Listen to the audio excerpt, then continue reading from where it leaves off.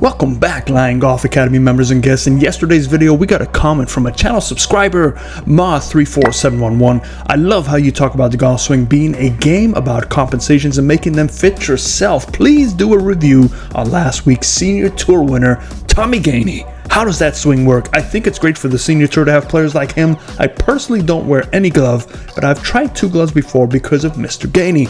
Good old Tommy Two Gloves. I haven't heard that name in quite some time, and it's been so long that I didn't even realize he's on the Senior Tour, but what a great swing to watch. Let's go look at his cause and effect. Talk about his body style, because most of you just don't have the body style to work with this massive forward press and that delayed tilting because of that forward press, and you have to navigate that. And most of us couch potatoes who have raised a family and have worked for 40, 50, 60 hours a week doing things you don't really like.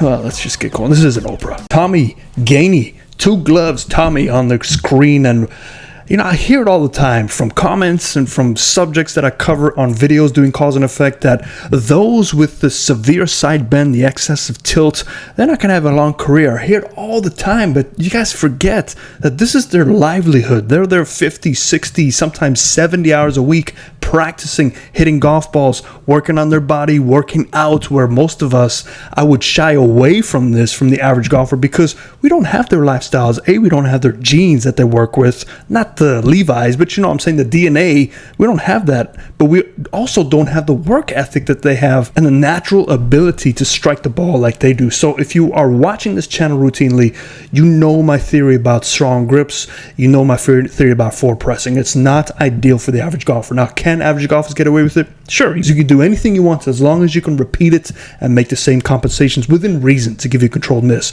But what we're talking about here is if you take a look at this starting position, this is that forward press I keep warning everybody about. So we're going to draw this in mellow yellow right there, and we also have the shoulder tilting and the centerness of that shoulder tilting. We have to deal with this much forward press. And again, if we take a look at the centerness, we see the centerness of his chest is just ahead of the golf ball, so that's his low point in terms of his centeredness.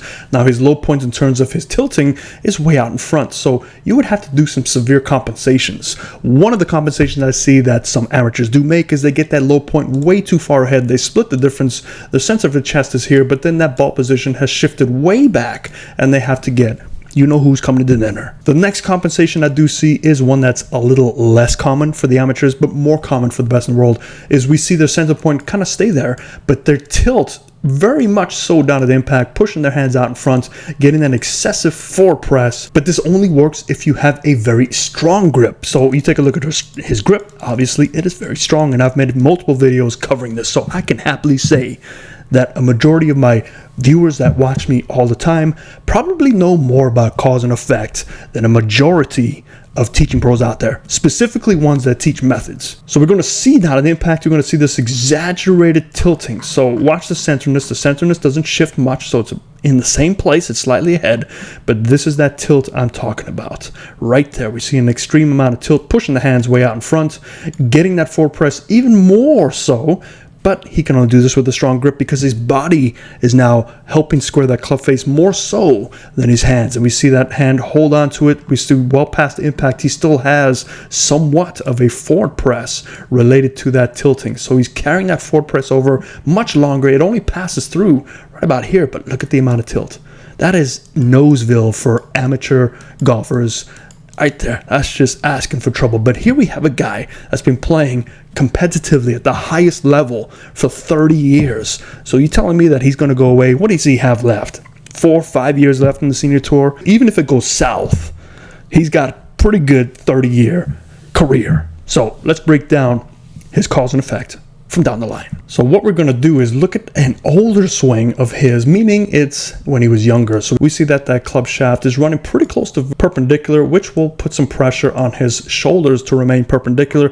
Now, if we take a look here, we do see a loss of shoulder tilt. So if you take a look at these things that are happening, usually good players will get that club head to force their way down to that plane. So there's the upper plane, and we can see that it is forcing its way down because of the compensations. So we lose shoulder tilt. That's going to bring your hands lower. He's learned to raise it up, but while he raises it up, the club head still is in a laid off position to find that secondary plane line. Good players just do this. A lot of this is feel. A lot of this is just your DNA to be a golfer. Now let's take a look. We got that back brace line. We see the spine angle still stays level, but you take a look at the tilting. Right past impact, look at how much tilt. Let's just do a quick little tilt check, and we know that usually you get 20 to 25 degrees.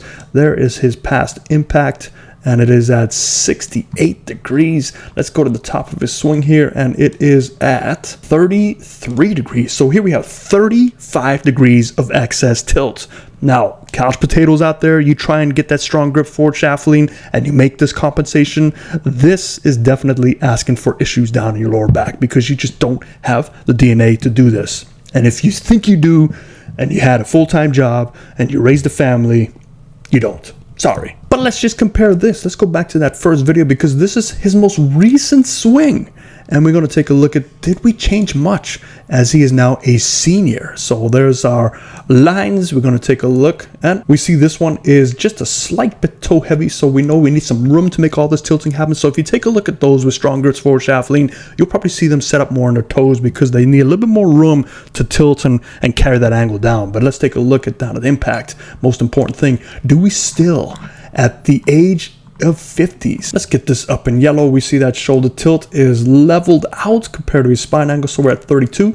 Down at impact, one frame past impact. My goodness, he is still able to have 37 degrees of tilt. So even though he is aged, he is still quite capable of doing it. So again, tour pros, they're outliers. We don't emulate them. You don't try and copy this swing because unless you're built like them, you're going to run into some issues. And unfortunately, that's what methods are. They're built on one good golfer that happens to do it right for him. And they say, oh, you know what? Let me just make a bunch of money and release a method and come up with a DVD series to make money while you struggle and find the secret. There are no secrets. Listen to your body. Hope that helps you. If you have any more recommendations, let me know down in the comment section. Fairways and greens.